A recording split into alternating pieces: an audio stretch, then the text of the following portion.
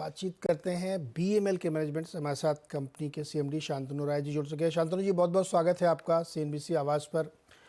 बातचीत करेंगे नतीजों पर और आगे कुछ प्लान्स पे। तो थर्ड क्वार्टर के नंबर जो है आप कैसे एनालाइज करते हैं, आपके हिसाब से क्या हाईलाइट थी उस पर? साथ ही डिफेंस मिनिस्ट्री की तरफ से आपको कॉन्ट्रैक्ट मिला है 330 करोड़ रुपए का, तो उसका एग्जीक्यूशन कब तक हो पाएगा? किस तरह के मार्जिन में आप कमांड करेंगे? चलिए अब शुरू करते हैं पहले Q3 के नंबर से। तो मैं समझता हूं कि Q3 हमारा काफी ठीक ठाक रहा। अगर हम पीबीटी की बात करें तो पीबीटी 61% बढ़ा है पिछले साल के मुकाबले, और जहां तक इबिट्टा का सवाल है, इबिट्टा भी 1% बढ़ा है पिछले साल के मुकाबले। तो काफी अच्छी पोजीशन है हमारी। पर हाँ, पहले 3 क्वार्टर हमारे जनरली उतने ज्यादा टर्नओवर नहीं देते हैं।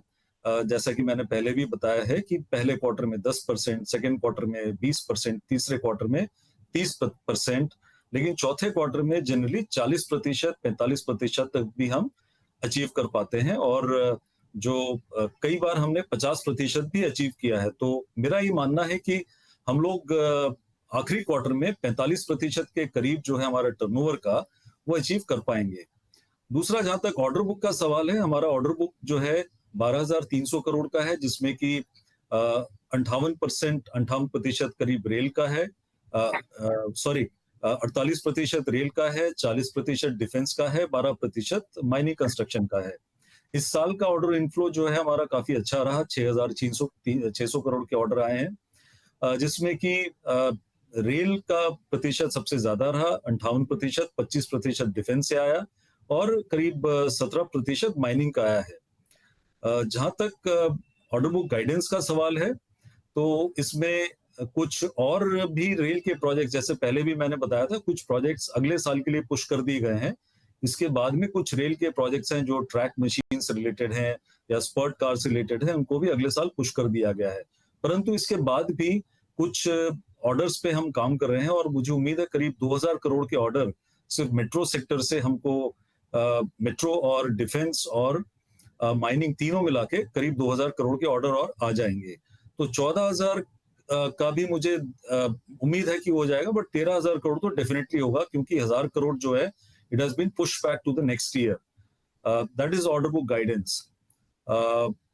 और जहां तक एग्जीक्यूशन का सवाल है, देखिए एग्जीक्यूशन जो है कैसा सब्जेक्ट है, जिसमें कि तीनों बिजनेस वर्टिकल हमारे अलग अलग तरह से ऑपरेट करते हैं। तो तीनों बिजनेस वर्टिकल अलग अलग तरह से ऑपरेट करते हैं, तो उनकी स्ट्रेटेजी भी अलग होती है, उनकी एग्जीक्यूशन फिलोसॉफी भी अलग होती है। अब हम अगर रेल मेट्रो को लें, तो रेल मेट्रो जो है प्रोजेक्ट कॉन्सेप्ट है, और नॉर्मली 3 से 4 साल लगता है, 1 से 2 साल तो लगता है प्रोटो बनाने में, उसके बाद 2 से 3 साल में सप्लाईज आती हैं इसकी। सेम डिफेंस में भी होता है, जिसमें कि जेस्टेशन पीरियड ज्यादा होता है। जबकि माइनिंग जो सेगमेंट है, उसके अंदर में ऑर्डर आने के 3 से 6 महीने के अंदर में हम उसको एग्जीक्यूट करने के स्थिति में रहते हैं, जो हमारी नॉर्मल प्रोडक्ट्स हैं। हालांकि हम जो अभी डेवलपमेंटल जॉब्स पे काम कर रहे हैं, हाई एंड माइनिंग इक्विपमेंट पे, और जिनकी वैल्यू भी काफी ज्यादा है एक एक इक्विपमेंट की, उसमें समय थोड़ा ज्यादा लगता है, 12 से 18 महीने, और इसके और साइट पे भी काफी काम होता है। तो तीनों ही वर्टिकल के अपने अलग अलग नुएंसेस हैं, अपने अलग अलग तरीके हैं, अलग अलग स्ट्रेटेजी है। तो we have a go to strategy for execution for each of the verticals. Okay, तो राय साहब, ये अगले 5-7 सालों में अगर स्पेसिफिकली डिफेंस की बात करें, कि चूंकि सबसे हॉट सेक्टर वही है, सबसे ज़्यादा ऑर्डर भी वहीं से आ रहे हैं, तो आपकी क्या एक्सपेक्टेशन है अगले 4-5 सालों में? किस तरह के ऑर्डर्स मिलेंगे आपको, और कोई पाइपलाइन आपको दिख रही है जिसको आप हमें बता सकें? देखिए, सबसे पहले मैं रेल की बात करूंगा। रेल और मेट्रो में जो आज के डेट में टेंडर्स आए हैं, और जो अगले साल के रडार में दिख रहा है, उसी से कम 10 से 12,000 करोड़ का अपॉर्चुनिटी साइज है। जो रेल के टेंडर्स पुशबैक कर दिए गए हैं अगले साल के लिए, और अगर हम वंदे भारत का लेंगे, तो 40 से 50,000 करोड़ के टेंडर्स अगले 2-1 साल के अंदर में पक्का डेफिनेटली ये फ्रक्टिफाई होना चाहिए। That is opportunity space. और अगर हम डिफेंस की बात करें, तो डिफेंस में आगे चल के आने वाले समय में हमारी जो कोर कॉम्पिटेंसीज हैं, चाहे वो हाई मोबिलिटी व्हीकल्स हों, अलग अलग प्लेटफॉर्म्स के लिए, मिसाइल सिस्टम्स के लिए, और जो भी स्ट्रेटेजिक फोर्सेस कमांड है, और उसके अलावा जो कॉम्बैट इंजीनियरिंग सेगमेंट है, इसके अलावा जो आर्मरिंग हमारा डिवीजन है, तो इन सबको मिला के डेफिनेटली 40 से 50 हजार करोड़ के ऑर्डर्स की संभावना है, जो आगे का जो पर्सपेक्टिव प्लान है हमारे आर्म फोर्सेस का। और इसके साथ में जो हम नंबर्स सोच रहे हैं कि डिफेंस से अगले 4 से 5 साल में 5,000 करोड़ का सेल्स रेवेन्यू आने लगेगा, वो मुझे संभव होता दिखाई दे रहा है। 5,000 करोड़ का सेल्स रेवेन्यू डिफेंस से आएगा और 40-50 हज़ार करोड़ की ऑर्डर बुक बनती हुई दिख रही नेक्स्ट 5 to 7 ईयर्स में।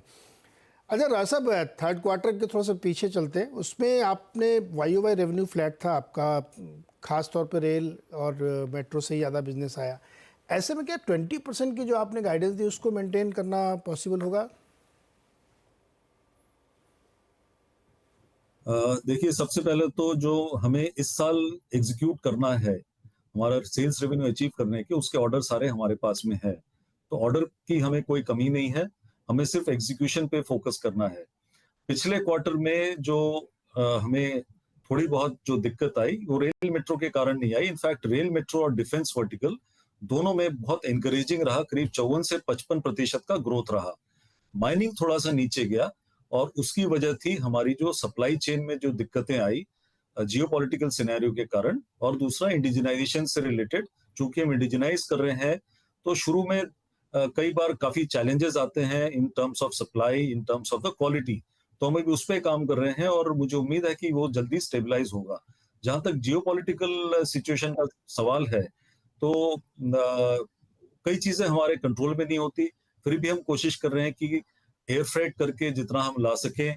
और इसके अलावा जियोपॉलिटिकल जो सिचुएशन है, उसके कारण जहां पे 20 दिन में माल आता था, 30 दिन में माल आता था, वो अब 60 दिन में आ रहा है। तो हम डिस्पैचेस कर लिए थे दिसंबर में, वो आइटम हमारे पास पहुंच गए हैं। पर हाँ, अभी जो भी डिस्पैच होगा वो जाके अप्रैल में आएगा। इसलिए हमें जो भी आवश्यकता है तुरंत, जिसको हमें चाहिए जिन आइटम्स की, उसको हम एयर फ्रेट कर रहे हैं।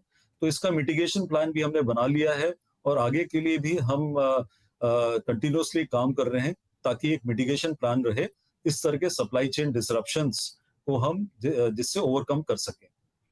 ओके सर, ओके राय साहब, ये जो ऑपरेटिंग एक्सपेंसेस हैं आपके, वो आपने कोशिश की है कि उनको कंटेन किया जाए, कम किया जाए, फिर भी वो काफ़ी ज़्यादा है, तो कैसे आप उसको कंटेन कर रहे हैं और कितना पर आप रोक पाएंगे उसको, अगर हम इसी करंट ईयर की बात करें तो?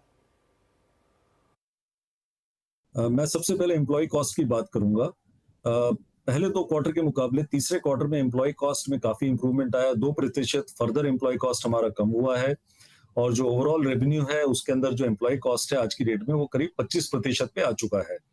जैसे जैसे हमारा रेवेन्यू बढ़ेगा, जो फोर्थ क्वार्टर का नंबर है उसको हम अगर अचीव कर लेंगे, तो मुझे उम्मीद है 20% के आसपास एम्प्लॉय कॉस्ट रहेगा। बट ये कहना कि 20% से एकदम हम जो है उसको 15 पे ले आएंगे, 14 पे ले आएंगे, ये मेरे हिसाब से अभी तुरंत संभव नहीं है। 18%, 17% के आसपास का एम्प्लॉय कॉस्ट एक हेल्दी एम्प्लॉय कॉस्ट रहेगा। स्पेशली हम जिस सेक्टर में काम कर रहे हैं, क्योंकि हम कैपिटल इंटेंसिव सेक्टर में हैं, तो करीब 17 से 18% का एम्प्लॉय कॉस्ट मेरे हिसाब से एक अच्छा नंबर है, जो कि हम आगे आने वाले सालों में अचीव करने की पूरी कोशिश करेंगे। बट इस साल मेरा जो गाइडेंस है, वो करीब 20% के लगभग का एम्प्लॉय कॉस्ट का रहेगा। में 20% रहेगा इस साल, और अगले वर्षों में 17-18% तक कंटेन करने की कोशिश होंगी। अच्छा, फिर ऐसे में क्या मार्जिन गाइडेंस क्या देंगे आप? 24 में क्या अचीव करेंगे मार्जिन? आप बढ़ के आएगी थोड़ी मार्जिन? देखिए, लास्ट ईयर जो है हमने मार्जिन करीब ऑलमोस्ट डबल डिजिट टच कर लिया था। अगर हम इबिट्टा की बात करें, तो जो पहले 9 माह में हमारा इबिट्टा पिछले साल के मुकाबले करीब 1% बढ़ा है। और मुझे उम्मीद है कि अगर हम जो सेल्स रेवेन्यू है उसको टच कर पाएंगे, क्योंकि एक हमारा ब्रेक इवन पॉइंट होता है, उसके ऊपर हम जितना भी करेंगे, इट इज ऑल मार्जिन। सो अगर हम वो कर लेते हैं, तो 200 बेसिस पॉइंट का ग्रोथ जो है, it should not be that big a challenge, but definitely इस साल जो है हम डबल डिजिट इबिटा टच करने की स्थिति में रहेंगे, जो Okay. अपने आप में काफी अच्छा परफॉर्मेंस रहेगा, क्योंकि अगेन हम जिस सेक्टर में काम करते हैं वहाँ ऐसा नहीं कि 18-20% इबिटा हम उम्मीद कर सकें, 12 से 14% इबिटा भी हम अगले 3 से 4 साल में अचीव कर पाए। सो वो काफी अच्छा परफॉर्मेंस रहेगा और हमारी कोशिश पूरी है कि उस लेवल तक जो है इबिटा को ले जाया जाए अगले कुछ सालों में। शांतनु जी, एक्सपोर्ट मार्केट भी काफ़ी लुक्रेटिव है आप लोगों के लिए। वहाँ किस तरह के मौके हैं आपके पास और किन किन देशों से आपको लगता है कि खासा बिजनेस हो सकता है? देखिए, एक्सपोर्ट्स हमारा जो है एक बहुत बड़ा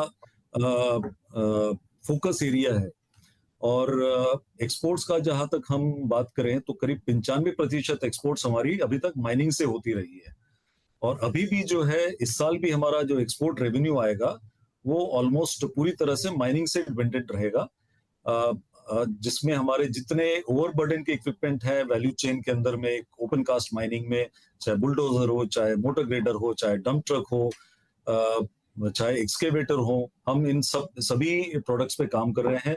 हमारा जो फोकस मार्केट है वो अफ्रीका है, वो जो है मिडल ईस्ट है और जो अर्स्टवाइल सीआईएस रीजन वो भी है और आसियान रीजन भी है जिसमें कि वियतनाम वगैरह भी आते हैं। पर हमारा जो आगे का फोकस है वो डिफेंस पे काफी फोकस रहेगा हमारा। रेल एंड मेट्रो पे हमारा काफी फोकस है इस वक्त। मेट्रो के कुछ अपॉर्चुनिटी है, बिग टिकट अपॉर्चुनिटी है लैटिन अमेरिका में।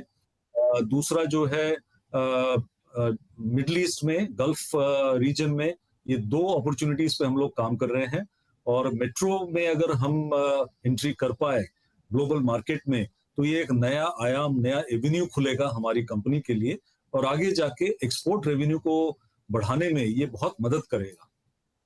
इसमें terms of the value as well as the visibility of the company.